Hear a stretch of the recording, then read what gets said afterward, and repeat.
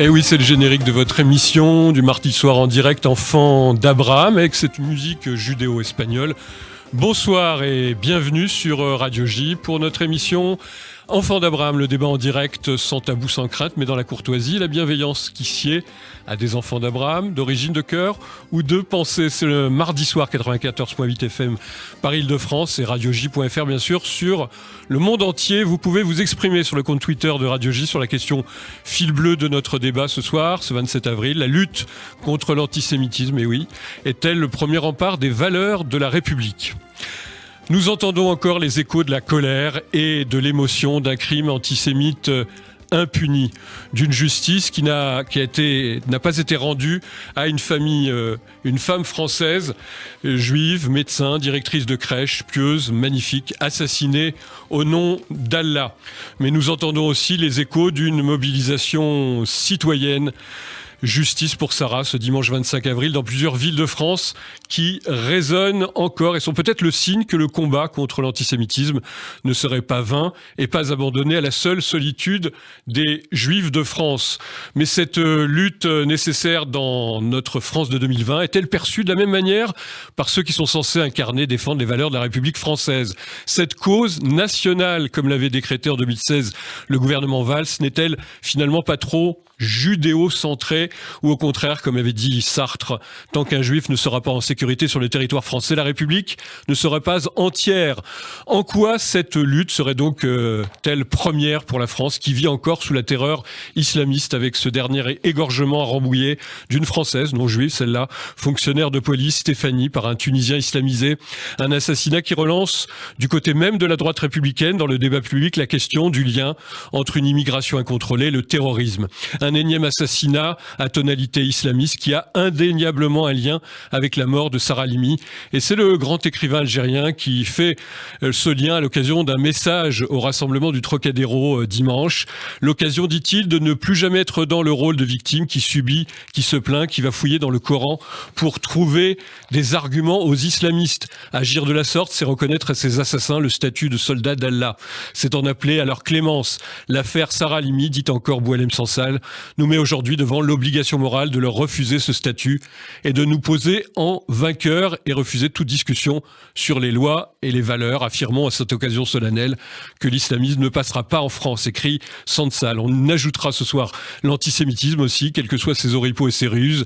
Un antisémitisme qui depuis plus de 20 ans est porté par les islamistes et une gauche antisioniste plus que par l'extrême droite.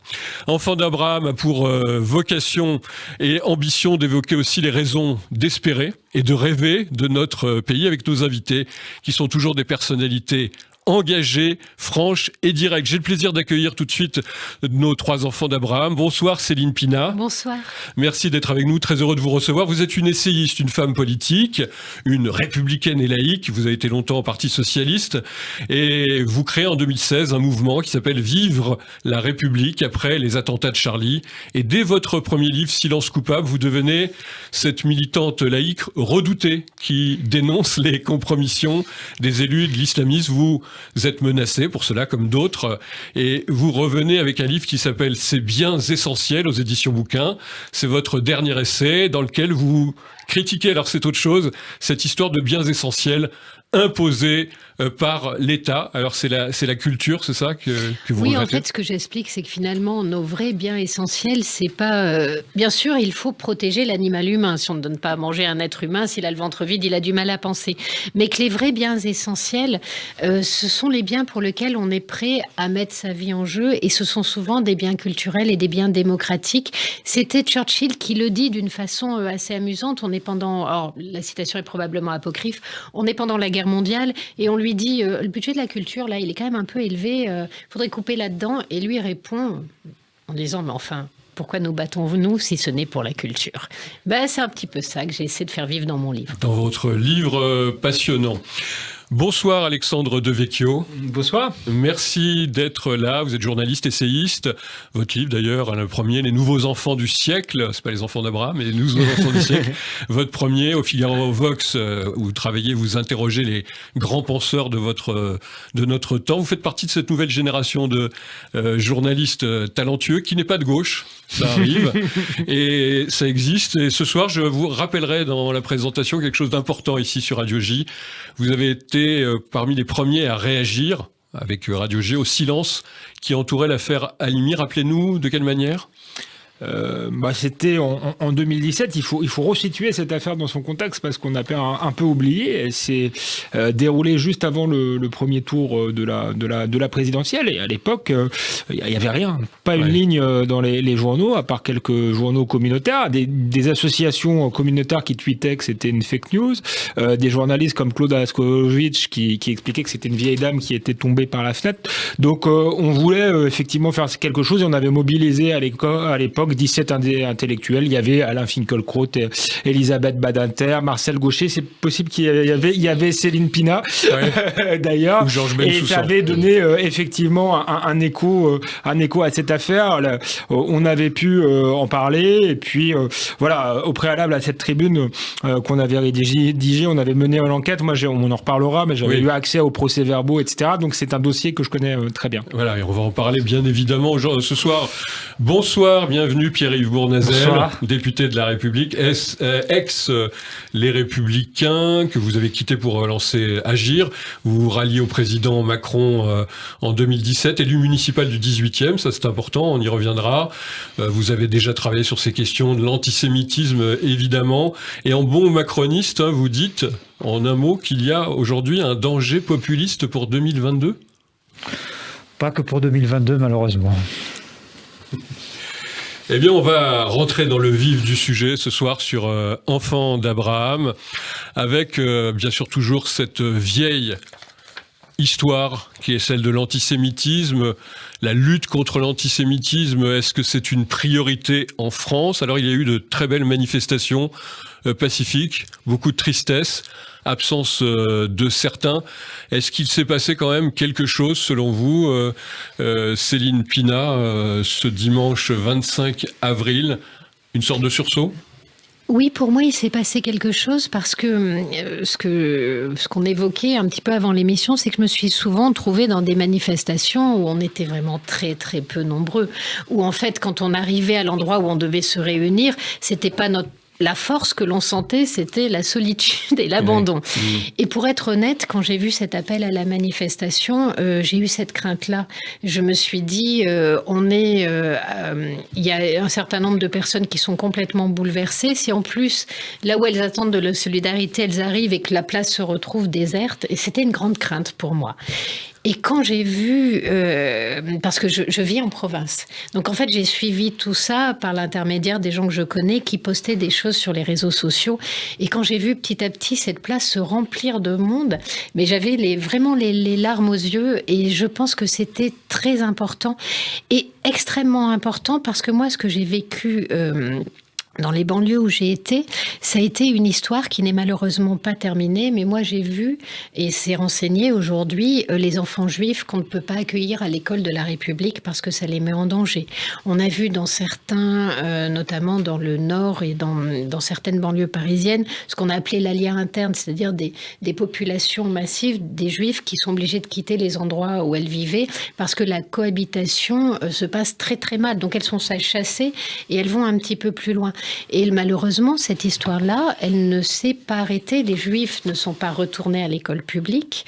Ils ne sont pas retournés dans ces quartiers-là, tout simplement parce que ce qui les en a chassés est toujours présent, et voire de plus en plus fort, et que cet islamisme, il pèse sur la condition de tout le monde. On va y revenir, bien sûr, avec vous ce soir. Je reste sur l'événement, sa réaction, cet arrêt de la Cour de cassation qui a donc troublé une majorité de nos compatriotes, pas seulement les Juifs de France. En février 2018, la Chambre criminelle de la Cour de cassation présentait d'ailleurs la consommation de cannabis comme une circonstance aggravante sur une affaire de meurtre dans son désormais célèbre arrêt Halimi, qui a invoqué la carence de la loi et l'interprétation stricte du droit. J'imagine que vous êtes d'accord, il faut changer cette loi, Pierre-Yves Bournazel ? Oui, bien sûr, et c'est ce à quoi s'attelle le gouvernement, parce que, évidemment, comme législateur, il est notre responsabilité de modifier la loi que lorsqu'il y a des carences, mais comme citoyens, nous avons été tous interpellés. Il ne m'appartient pas, comme législateur, de commenter une décision de justice, je crois à la séparation des pouvoirs, et donc je ne commenterai pas la décision de justice, mais comme législateur, je me sens le devoir, la responsabilité de combler une carence extrêmement grave, parce que ce qui est arrivé, c'est un crime clairement antisémite, et il n'y a aucune excuse. Et celles qui ont été données, pour moi, comme citoyen, ne peuvent pas trouver de validité. Ah, c'est une affaire, on le disait, extrêmement importante et qui aujourd'hui apparaît au grand jour. Alexandre Devecchio, on dit que l'exécutif se serait réveillé un peu tardivement, selon la sénatrice Nathalie Goulet, qui alertait déjà en 2020 sur les failles du régime de responsabilité pénale. Comment vous l'expliquez ? Je pense que l'affaire a sans doute fait prendre conscience de ces failles-là. Il n'y a pas non plus des affaires de ce type qui touchent la société tous les jours. Donc je ne sais pas si là il faut mettre en cause le législateur. D'autant plus que moi je pense que, n'étant pas législateur, je peux critiquer la décision de justice. Et je pense que même sans modifier la loi, pardonnez-moi, mais les juges, à mon avis, ont jugé sans discernement dans cette affaire. C'est bien marqué, les experts ont bien parlé d'une abolition temporaire de discernement, où tout est dans le temporaire, lié à un usage de cannabis. Donc je pense que ce procès aurait pu avoir lieu, puisque il n'est pas déclaré psychotique, il n'est pas déclaré schizophrène. Il y a eu une audience. Alors il n'a jamais tué ni avant ni après, il a tué qu'à ce moment-là. Oui, il faut rappeler aux gens qu'il est délinquant, par contre. Donc il a fait plusieurs séjours en prison, en repris de justice, trafic, etc. Et jamais aucun antécédent en psychiatrique. Jusqu'ici, il n'avait pas été en psychiatrie. Ça pose même un problème, puisqu'à partir du moment où c'est une bouffée délirante temporaire, ça veut dire qu'aujourd'hui, il est sain d'esprit. Est-ce qu'on peut garder quelqu'un sain d'esprit en hôpital psychiatrique ? Je rappelle quand même, c'est là peut-être que le législateur a du retard, mais c'est pas la majorité actuelle, qu'autour des années 2000, j'ai oublié la date, peut-être même un peu avant, il y avait eu cette affaire Sébastien Sellem. En 2003, égorgé par son voisin, déjà au cri d'Allahu Akbar. Alors à cette époque-là, il n'y avait pas très peu d'affaires de terrorisme islamiste, donc on s'est peut-être pas rendu compte de ce que ça signifiait, mais il se trouve que lui aussi a été placé en asile psychiatrique et il est sorti quelques années après. Mais c'est logique parce que Céline Pina. On dit de façon très claire, on ne met pas les fous en prison, mais on ne garde pas non plus en hôpital psychiatrique un homme sain d'esprit. Donc on a un vrai souci. Pierre-Yves Bournazel, sur cette affaire, vous avez souligné d'abord l'affaire de l'antisémitisme qui a été longtemps à être mise en évidence. Je parle de l'affaire Sarah Halimi et d'un certain nombre d'autres affaires. Le poids des expertises psychiatriques, est-ce qu'il ne vous semble pas trop important, on dit finalement dans le droit français ?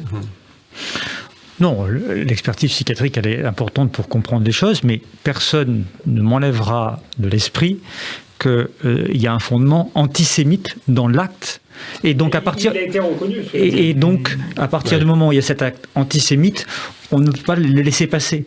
Et au-delà du drame antisémite dont a été victime Sarah Halimi, moi ce qui m'interroge, c'est cette montée depuis 20 ans de l'antisémitisme, ce nouvel antisémitisme qu'a très bien théorisé Taguieff, qui aujourd'hui pose problème. Céline Pina a parlé tout à l'heure des écoles de la République. Moi, je suis très attaché à l'école publique. Incontestablement, depuis 20 ans, et depuis les travaux de Georges Bensoussan, ça date d'il y a 20 ans, on a vu effectivement beaucoup de familles de confession juive ou de culture juive retirer leurs enfants des écoles de la République parce qu'elles ne sentaient pas leurs enfants en sécurité. Il y a eu des actes antisémites, il y a eu des propos antisémites, on le sait. Tout ça a été longtemps caché. Il y a eu le rapport de Jean-Pierre Robin, il y a 15 ans, qui a également montré ces revendications islamistes et cette haine, au fond, du juif, qui est très liée aussi à cette critique d'Israël, qui a trouvé donc une forme d'alliance politique entre une gauche dure, une extrême gauche, et celles et ceux qui, évidemment, sont dans le combat du juif et avec la montée de l'islamisme dans un certain nombre de quartiers. Et donc, je pense qu'il faut avoir la lucidité, quand on veut assumer des responsabilités, de voir les choses telles qu'elles sont, telles qu'elles évoluent, et qu'il faut évidemment arrêter cela, car l'antisémitisme est un poison au vent mauvais quand l'antisémitisme progresse. Et c'est une nouvelle forme d'antisémitisme qui était en train, en fait, de devenir une véritable forme d'antisémitisme, puisque ça fait au moins 20 ans qu'il se structure.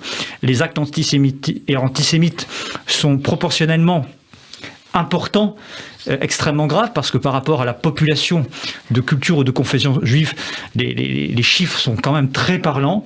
Les juifs sont ciblés. Aujourd'hui, on ne peut pas aller dans une synagogue sans parfois se sentir en insécurité, pardon. Juste pour donner les chiffres. Oui. En fait, la population juive en France, c'est 1% de la population. Et c'est presque la moitié des actes anti-religieux. Voilà, merci de préciser les chiffres, mais c'est ce que je voulais bien démontrer. Dans les synagogues, vous allez pris dans une synagogue, souvent vous avez des policiers qui sont devant ou des quarts de CRS. Combien de fois les présidents de ces lieux de culte ou les rabbins vous demandent des aides pour être protégés au moment des fêtes? Nous sommes en République, nous sommes en France, et il est difficile d'être juif. C'est une réalité. Il est difficile d'être juif. Notre débat, c'est aussi de savoir si le combat, justement, contre l'antisémitisme, c'est peut-être le premier socle de la défense des valeurs de la République. On parle ce soir, sous le coup aussi, non pas de l'émotion, mais de l'actualité, qui est celle de cette affaire Sarah Halimi, et on parlera dans quelques instants, bien sûr, aussi de ce nouveau crime islamiste de Rambouillet. Ce sont les enfants d'Abraham, ils sont présents aujourd'hui, Alexandre Devecchio, le journaliste, Céline Pina, l'essayiste, et Pierre-Yves Bournazel, le politique. On va marquer une petite pause, on va retrouver ses esprits et on revient. Enfants d'Abraham, il est 21h18, vous écoutez bien sûr Radio J, nous sommes en direct pour un débat, malheureusement un débat encore sur l'antisémitisme, aussi les valeurs de la République, avec des interlocuteurs qui sont des personnalités engagées, chacune à leur manière, pour les valeurs de la République, la lutte contre l'antisémitisme. L'affaire Sarah Halimi, on en parle depuis le début de cette émission, c'est l'occasion d'affirmer que l'islamisme ne passera pas en France. Dixit, donc Boualem Sansal, justement le grand romancier et écrivain algérien, qui dit c'est l'occasion d'affirmer les valeurs républicaines et ne pas chercher en fait des excuses aux islamistes dans le Coran, des arguments en quelque sorte pour dire pardon. C'est une prise de position assez intéressante, assez originale, mais est-ce que vous êtes d'accord, Alexandre Devecchio, pour considérer que l'affaire Sarah Halimi serait tout d'un coup l'occasion d'affirmer que l'islamisme ne passera pas? Oui, je crois d'ailleurs que on a beaucoup évolué depuis le début de l'affaire. On est passé du déni à la reconnaissance, mais je crois qu'on a assez peu qualifié finalement cet antisémitisme, qui est effectivement un antisémitisme islamiste, et d'où en plus le fait que c'est un combat qui concerne la communauté juive, mais tous les Français. Vous dites pas comme Julien Bayou, c'est l'émotion de la communauté juive. Non, je dis pas ça. Donc, Boualem Sansal, peut-être parce qu'il est algérien, qu'il a eu à combattre l'islamisme, a cette liberté de parole de le dire. Mais voilà, là, on n'est pas du tout dans un antisémitisme d'extrême droite. C'est pas pour excuser l'antisémitisme d'extrême droite, mais c'est vrai qu'il y a une réalité aujourd'hui, c'est que cet antisémitisme-là ne tue plus. Il y a un antisémitisme islamiste qui tue. Et je pense que pour pouvoir le combattre, il faut d'abord commencer à le désigner, le diagnostiquer. Et c'est pour ça que je regrette que le procès n'ait pas eu lieu, puisque quand on regarde l'affaire de près, il y a des éléments qui auraient pu être mis en exergue et on aurait pu peut-être corriger un certain nombre de choses. Ça n'a pas lieu, cette affaire, n'importe où. Ça a lieu à la Goutte d'Or, dans un quartier à côté de la rue Jean-Pierre Timbaud, qu'on connaît. Il y avait un livre récemment qui s'appelait Entre Boubou et Barbu, ma rue Jean-Pierre Pierre Timbaud, chez Géraldine Smith, merci, exactement. Kobili Traoré, donc le bourreau de Sarah Halimi, fréquentait la mosquée d'Omar de cette rue-là, qui est une mosquée connue depuis très longtemps, depuis les attentats du métro Saint-Michel. Il l'a fréquenté le soir même de l'assassinat. Donc tout ça aurait pu être dit. Moi, j'ai été dans l'immeuble je précise, pardon Alexandre Devecchio, juste pour la géographie de Paris, qui est intéressante. On a un élu du 18e arrondissement, donc de la Goutte d'Or, et c'est plutôt le quartier de Belleville. Hein. C'est important aussi. Voilà. Mais on reparlera cette géographie de l'islamisme qui est très importante. Trop vite, pardon, mais en tout cas, voilà, j'ai été ce quartier est intéressant. L'immeuble dans lequel elle vivait, où elle a été défenestrée, pour avoir fait une enquête de voisinage, on voit clairement que c'est un immeuble qui est sous la coupe d'islamistes. Donc tout ça aurait pu être dit au procès. Éventuellement, les politiques pourraient prendre des mesures très précises, parce qu'on voit bien que cet antisémitisme se nourrit du communautarisme, de quartiers qui deviennent homogènes culturellement. Et là, on est à Paris. Où la République n'est pas là. On est à Paris, mais donc vous imaginez effectivement dans d'autres quartiers où il y a eu d'autres affaires, comme l'affaire Sarah Halimi, comme le quartier à Toulouse de Mohamed Merah, où ces choses-là sont encore plus répandues. Donc si on veut le combattre, il faut bien combattre tout l'écosystème autour. Et je pense que quand bien même, j'ai des sérieux doutes pour avoir lu les procès-verbaux, quand bien même Kobili Traoré serait déséquilibré, je pense qu'il a été activé par son environnement social et également son environnement familial, puisqu'on sait que oui, la famille a eu des propos antisémites à l'égard de Sarah Halimi, à l'égard de sa famille, etc. Céline Pina, pour revenir à ma question finalement de fond, la lutte contre l'antisémitisme, c'est vraiment une priorité, une nécessité absolue aujourd'hui pour défendre ce que vous défendez, c'est-à-dire les valeurs fameuses de la République. Oui, ne serait-ce que parce que à la sortie de la Deuxième Guerre mondiale, on a quand même on a perdu une part de notre âme. C'est-à-dire que le fait qu'on ait été obligé d'inventer un crime contre l'humanité, ça dit quelque chose de notre histoire humaine. Et tout ça parce qu'on a non seulement le massacre des Juifs a été fait, mais il a été fait alors qu'un certain nombre de gens ont été au courant, n'ont pas agi, même si c'était pas si simple que ça. Et à la suite de ça, on a dit plus jamais. Et moi, j'y ai cru à cette promesse. J'y ai vraiment cru.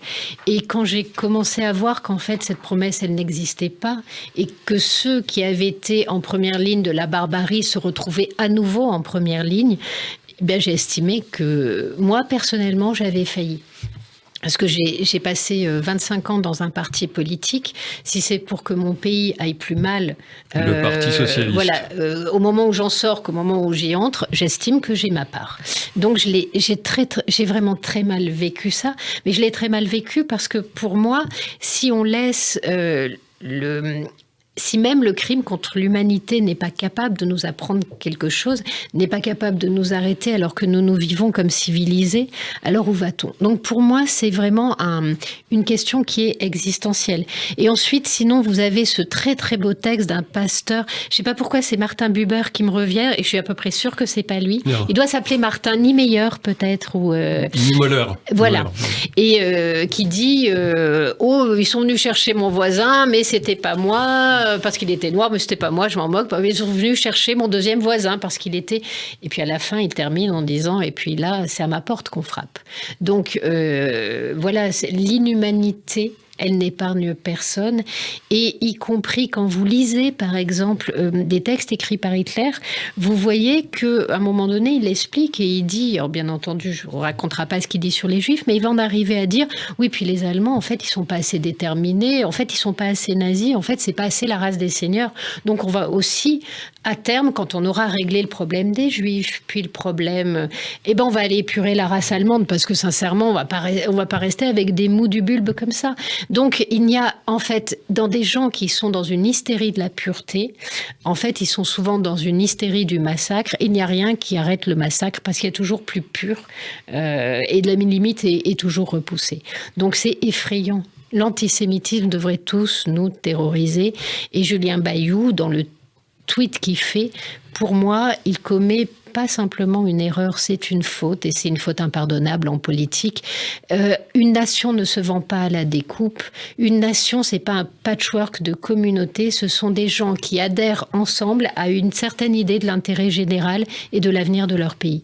Visiblement, pour Julien Bayou, tout ça n'est même pas concevable.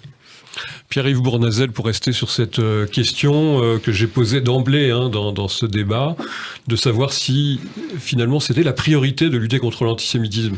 C'était finalement un petit peu le révélateur de ce qu'est véritablement la République, la France, les valeurs républicaines, laïques, de liberté.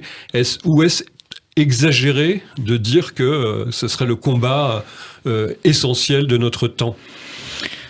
Quand l'antisémitisme progresse dans une société, dans une nation, généralement, c'est un mauvais indicateur pour la cohésion de cette nation. On l'a vu dans l'histoire, à plusieurs reprises. C'est un indicateur qui montre au fond une juxtaposition, souvent de communautés ou de réflexes, et un affaiblissement des valeurs, justement, de patriotisme, de vivre ensemble, d'humanisme, on peut l'appeler comme on veut. Après, chacun se situe comme il le souhaite sur le plan idéologique. En tout cas, c'est un danger pour la cohésion sociale et nationale. Et ce qui a dit tout à l'heure M. De Vecchio est tout à fait juste. Il faut savoir nommer les choses. Ce nouvel antisémitisme, c'est un antisémitisme islamiste qui a la haine du juif, mais qui a été armé intellectuellement. Et il faut aussi en parler. Parce qu'il y a ceux qui passent aux actes, qui ont la haine du juif, et puis il y a ceux qui ont théorisé, il y a plus d'une vingtaine d'années, la haine d'Israël. Parce que l'antisionisme est un antisémitisme. Quand on est antisioniste, on est antisémite. Et certains ont voulu nous expliquer qu'ils étaient l'ami des Juifs, mais qu'ils avaient le droit de vouloir la destruction d'Israël. Eh bien, je crois que là, il y a quelque chose à rechercher, et tout ça a été armé intellectuellement par des gens qui, notamment à l'extrême gauche pour commencer, ont eu cette haine d'Israël, cette haine de cette nation, et en fait, c'est la haine du Juif qu'il y a derrière, caricaturé comme souvent celui qui serait puissant, riche. Moi, je voudrais vous parler des Juifs de Paris, car ces Juifs populaires, issus de milieux populaires de Paris, à Belleville, dans le 11e, dans le 20e, dans le 19e, dans le 18e, dans le 20e, certains y vivent toujours, mais beaucoup ont quitté malheureusement ces quartiers pour les raisons qu'on évoquait tout à l'heure. L'âme juive est consubstantielle de l'identité de Paris. Et ça doit nous amener à réfléchir quand un certain nombre de Juifs, des familles juives installées depuis de nombreuses années, des décennies, pour ne pas dire plus, dans un certain nombre de quartiers, se sentent en insécurité et sont obligés d'aller vivre dans d'autres quartiers de Paris, sans parler de ceux qui ont quitté le territoire national. C'est bien qu'il y a un antisémitisme prégnant, et c'est bien que ces Juifs profondément français, qui aiment la France, et qui sont... il n'y a pas plus français que ces familles juives, se disent qu'au fond la France ne les protège plus, que la République ne les protège plus. Ça doit nous interroger et nous devons amener des réponses extrêmement fortes. Alexandre De Vecchio, vous travaillez beaucoup sur cette question de l'antisémitisme à travers ne serait-ce que vos rencontres avec un certain nombre d'intellectuels juifs. D'ailleurs, dans ce monde-là, les intellectuels juifs, les figures juives sont souvent attaquées de façon malsaine. On l'a vu récemment dans cet épisode de publicité des écologistes qui mettaient la photo par exemple, d'Alain Finkielkraut. Oui. Mais de façon plus générale, il y a cet antisémitisme aussi, on peut dire, culturel qui persiste. Là encore, sur Europe Écologie, on peut penser que c'est un antisémitisme, oui, lié à l'extrême gauche plutôt, puisque en réalité, une partie des écolos, on parle d'écolos pastèques, vert à l'extérieur, rouge à l'intérieur. Donc on retrouve cette tradition. De manière générale, cette publicité a été quand même, essentialisée pas que les Juifs, juifs d'ailleurs, et c'était les boomers également, les vieux. C'est assez paradoxal pour un parti qui donne des leçons de vivre ensemble en permanence. Donc peut-être qu'ensuite sur l'antisémitisme culturel, comme dans les années 30, peut-être qu'il existe encore dans certaines familles, mais je crois malgré tout qu'il est aujourd'hui marginal. En tout cas, je répète, il ne tue plus. L'antisémitisme d'essence d'extrême droite catholique, il est possible, je ne suis pas naïf, que ça existe, mais aujourd'hui, il est extrêmement marginal. Et c'était aussi, c'est parfois aussi le problème quand on parle d'antisémitisme dans ce pays. Voilà, on n'ose pas, encore une fois, le nommer. C'est pas pour, si j'insiste sur ce point, c'est pas pour stigmatiser telle ou telle communauté, mais c'est, encore une fois, il faut faire les bons diagnostics. C'est pas un antisémitisme hors sol, c'est un antisémitisme qui vient d'un certain environnement. Et si on veut prendre le mal à la racine, eh bien, il faut agir sur cet environnement dans les quartiers communautarisés, homogénéisés, où une autre culture et d'autres lois règnent que celles de la culture française et des lois de la République. Céline Pina. En fait, il y a une discussion extrêmement intéressante sur une différence entre l'antisémitisme et le racisme. Et c'était un chercheur qui expliquait et qui disait... dans le racisme, les gens qui sont racistes, ils estiment que les autres sont inférieurs à eux. Donc, ils ne sont pas forcément dans une logique de massacre. Par exemple, quand vous êtes un bon raciste, ils pensent que finalement, les gens qu'ils détestent pourraient être de bons animaux de labour. Ça pourrait faire de bons esclaves, parce qu'ils ne se sentent pas menacés par eux. Le raciste n'est pas menacé par celui qu'il déteste, il estime juste que celui qu'il déteste est inférieur et n'a pas à être à son niveau. Et dans l'antisémitisme, la chose est différente puisqu'on estime que le juif, il est plus intelligent, il est mieux organisé, il a plus de liens, il est plus malin, il a plus d'argent. Donc c'est un rejet par la supériorité. Quand quelqu'un qui vous fait peur vous est supérieur, le seul moyen que vous avez pour vous en débarrasser, c'est de l'éliminer. Vous ne pouvez pas en faire un esclave, puisqu'il est supérieur. Donc, il y a une violence dans l'antisémitisme. Le racisme est violent, condamnable, mais il n'amène pas forcément au massacre. L'antisémitisme ne peut se terminer que par un massacre. Et c'est une différence qui, selon moi, est fondamentale. Ça, c'est pour la première partie. Pour rebondir sur ce que disait Alexandre, on a un exemple très précis avec l'histoire du terroriste de Rambouillet. Quand vous remontez l'histoire, d'abord vous allez vous rendre compte que ce terroriste de Rambouillet, il vient exactement de la même ville que le terroriste qui a tué à Nice. Alors Céline Pina, on va parler, ne vous inquiétez pas, bien sûr, de cet aspect dans la deuxième partie de notre émission Enfants d'Abraham, le terroriste, la géographie aussi du terrorisme islamiste, ça c'est très intéressant. L'antisémitisme, on en parle, cette bouffée délirante en fait, comme dans le procès qui n'a pas lieu pour Sarah Halimi, bouffée délirante, c'est toujours l'antisémitisme en quelque sorte. On va marquer une petite pause et on se retrouve tout de suite après. Avec nos enfants d'Abraham, nous continuons le débat sur un sujet, hélas, trop récurrent qui s'appelle l'antisémitisme, mais aussi l'affirmation des valeurs de la République française, de la France, finalement, de 2021. On le disait d'emblée dans ce débat, on a évoqué l'antisémitisme et rattrapé que nous sommes par l'actualité la plus difficile, mais aussi l'islamisme et le terrorisme avec l'assassinat, bien sûr, le massacre de Rambouillet, et ce lien. Ça sera dans cette partie, ce lien qui est fait de nouveau aujourd'hui entre immigration et terrorisme, un lien qui a été réaffirmé notamment, pas seulement par l'extrême droite, mais par la droite classique, Valérie Pécresse, Xavier Bertrand. Et voilà que le gouvernement, Pierre-Yves Bournazel parle, et la gauche d'ailleurs, parle de l'eupénisation aussi de la droite française.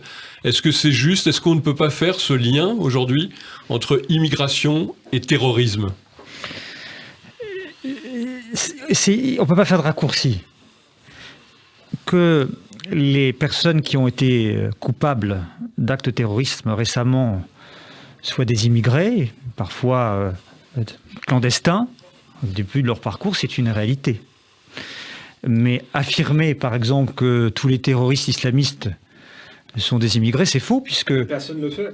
Enfin, je crois, y compris le... Non, mais je viens de dire, ne faisons pas de raccourcis. Oui, c'est des débats qui méritent qu'on y travaille. On y reviendra tout à l'heure, mais à l'heure actuelle, je n'entends personne dire terrorisme égale immigration. Moi, ce qui m'intéresse, c'est interpeller l'intelligence collective.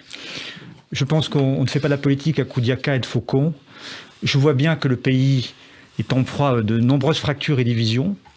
Il y a celles et ceux qui pensent que pour avoir le pouvoir, il faut accentuer ces fractures et ces divisions, et qui pensent en faire un matelas électoral, c'est vrai à gauche comme à droite et partout.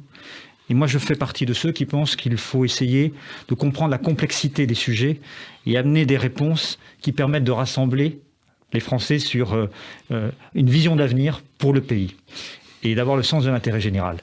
Il y a un problème dans notre pays qui est un problème qui est lié à l'islamisme. L'islamisme qui veut en fait imposer sa loi aux autres. Il n'y existe qu'une loi, c'est la loi de la République, qui s'applique à tous les citoyens, sans aucune distinction d'origine ou de condition sociale.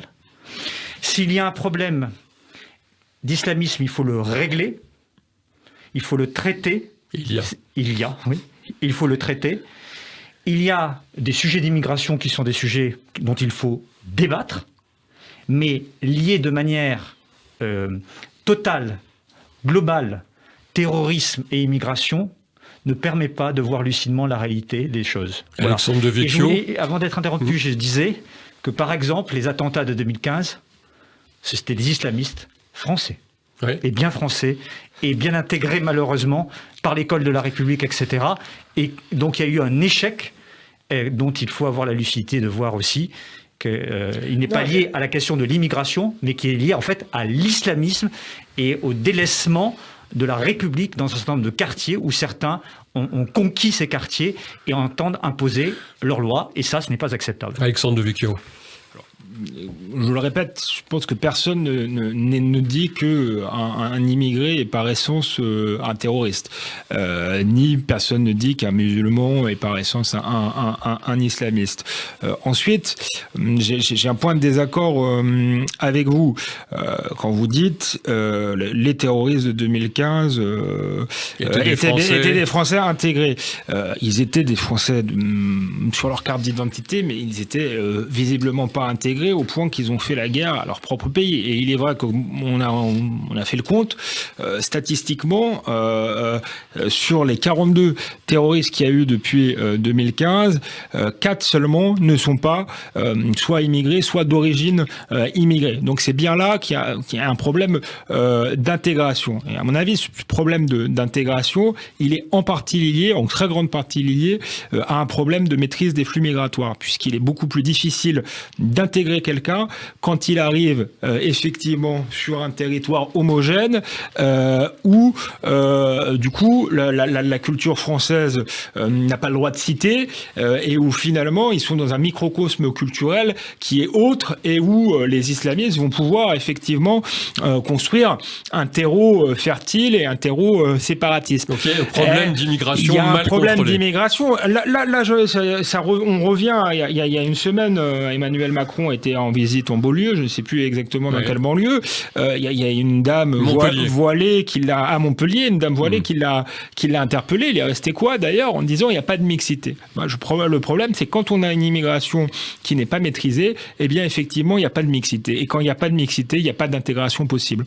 Et je vous dis, moi je suis convaincu que n'importe quel individu, on peut l'intégrer. J'en suis la preuve. Je suis fils d'immigrés portugais, d'immigrés italiens, mais je crois que quand il y a masse, si vous voulez, c'est beaucoup plus difficile d'intégrer des masses que des individus pris individuellement. C'est le sujet différent. Je pense qu'il y a d'abord une problématique de l'immigration en soi, c'est-à-dire que ça a été un sujet tellement tabou que ça fait très longtemps que les Français n'en ont pas débattu et en général ça laisse fleurir beaucoup de représentations et d'idées. Donc la première chose, c'est qu'il est très très bon d'en débattre et effectivement d'en débattre réellement sur le fond. Après, si aujourd'hui on fait un lien parfois entre immigration et terrorisme, c'est pas fondamentalement pour le coup la parole des politiques. Ça a été très marqué en fait avec les échanges sur les migrants au moment où on va demander à Erdogan de retenir une poche de migrants qui sont vus comme venant de Syrie. Et on sait que ces migrants vont correspondre à la fois à des gens qui ont de grandes difficultés sur le territoire syrien, mais aussi aux bandes, parce qu'on a fait tomber Daesh. Et donc on a la peur de voir arriver en France des gens qui mèneraient leur propre combat. Et il se trouve que c'est arrivé, et que notamment dans les affaires qui ont le plus horrifié les Français, je pense par exemple à la décapitation de Samuel Paty, mais lui il ne vient pas de Syrie en l'occurrence, mais il vient aussi de je crois que c'est Tchétchène, qui est aussi un endroit dans lequel la violence islamiste est très forte. Donc les gens vont un petit peu mélanger tout ça. Mais si on a un vrai problème d'assimilation, ce qu'il faut se rendre compte, c'est qu'il est originel. C'est-à-dire que ce qui s'est passé au moment où le Maroc, l'Algérie, la Tunisie vont prendre leur indépendance, à ce moment-là, pour des gens qui ont fait de la lutte pour l'indépendance l'archétype d'un combat politique, ils se rendent compte qu'une partie de leur population retourne chez l'ancien colon Dardar, parce qu'ils ne trouvent pas de travail, ils ne peuvent pas être nourris, et donc ils vont en France. C'est un vrai problème. Et à ce moment-là, ces pays-là vont dire à la France, non mais attendez, ces gens, ils ne sont pas pour vous. Ils sont à nous, ils resteront chez nous, et vous ne les intégrez pas, vous ne les comptez pas comme étant de votre population. Ils ont vocation à partir. Sauf que c'est pas du tout ce qui va se passer. Et en fait, ce qu'on va faire, c'est que cette population-là, on va avoir aucune exigence avec elle parce qu'on pense qu'elle va partir. Et on paye aujourd'hui les pots cassés de ça, et on paye aussi les pots cassés du fait que plus personne ne comprend rien à l'immigration, parce que, par exemple, ceux qui ont posé problème sont souvent issus de cette immigration-là, et eux n'obéissent pas aux règles de l'immigration classique. Ils sont gérés par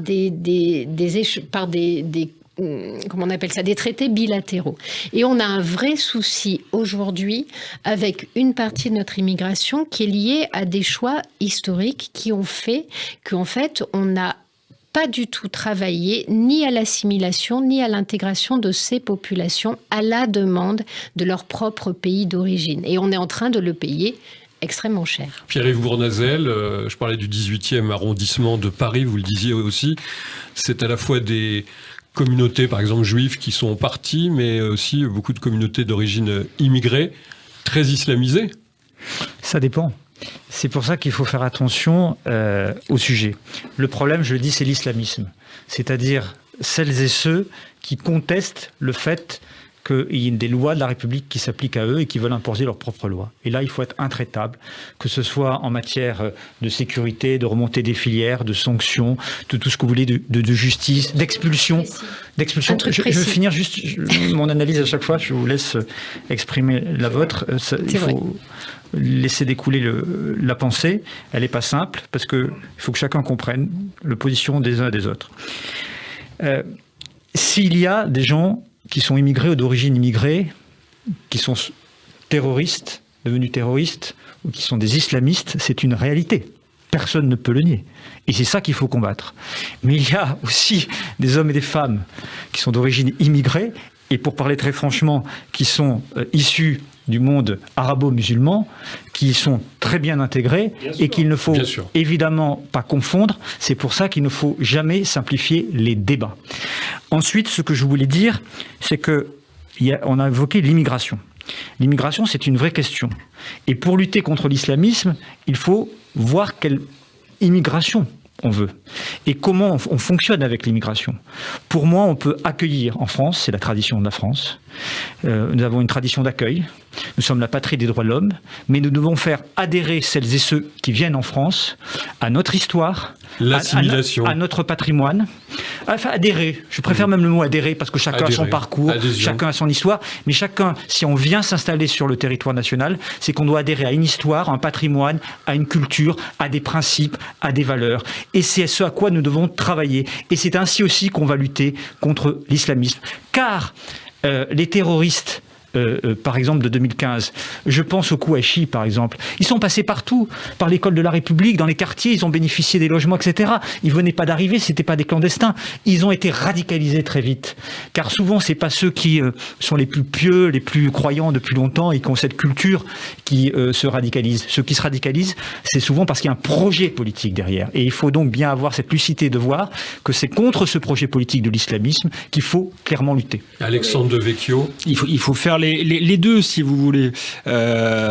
Effectivement, ils ont été à l'école de la République, ils ont été dans les quartiers, mais si les associations de quartier sont des associations islamisées, sur leur éducation n'est pas une éducation française, si à l'école ils ne côtoient que des gens qui viennent du même quartier, ça c'est rendu beaucoup plus difficile. C'est pour ça que je vous dis qu'il y a un problème à la base. Je pense qu'il faut commencer à tarir les flux justement pour intégrer correctement ceux qui sont là. Si on est l'hospitalité pour tous, c'est l'hospitalité pour personne. C'est Didier Lesky, l'ancien préfet du 93, plutôt socialiste, qui disait ça. Je pense qu'il avait raison. Il y a un proverbe québécois, me disait mon ami Mathieu Boccoté, qui dit accueillir moins pour prendre soin. Je pense qu'il va falloir comprendre ça. C'est le simple bon sens qui n'empêche pas effectivement de faire une politique d'intégration volontariste. Ça commence aussi par un discours qui n'est pas un discours victimaire. Je crois que j'ai dit que les flux,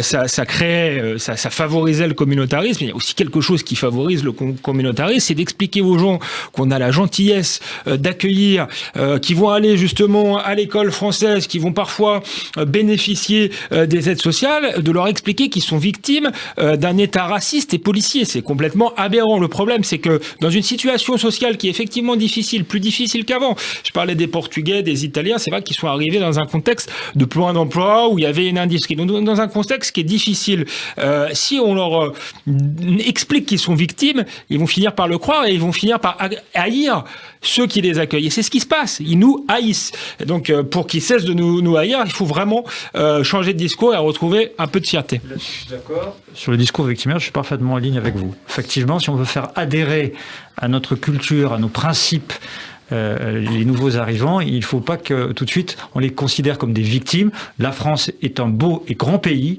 extrêmement généreux, extrêmement accueillant, fier de son histoire et de ses valeurs, et c'est à partir de ça que l'on peut faire fonctionner une immigration qui doit être assumée et contrôlée, et éventuellement, n'ayons pas peur des mots, choisie, car celles et ceux qui n'adhèrent pas à notre projet n'ont pas vocation à rester sur le territoire national, ça c'est très clair. Un dernier mot, Céline Pita, sur cette question. Oui, en fait, on a quand même un souci, c'est que par exemple, aujourd'hui, un certain nombre de choses fondamentales chez nous sont remises en cause, et pas que par des islamistes. Par exemple, la problématique de l'égalité femmes-hommes, c'est une problématique qui se pose chez les musulmans, dans les pays musulmans, parce que la femme n'est pas l'égale de l'homme, sa parole vaut la moitié d'un homme, elle n'hérite pas de la même manière, elle n'a pas les mêmes droits civils et souvent pas les mêmes droits politiques, et que l'on voit bien, par exemple, que une des tentatives avec le voile, il y a une tentative de faire naître un débat autour de la question de l'égalité. Or,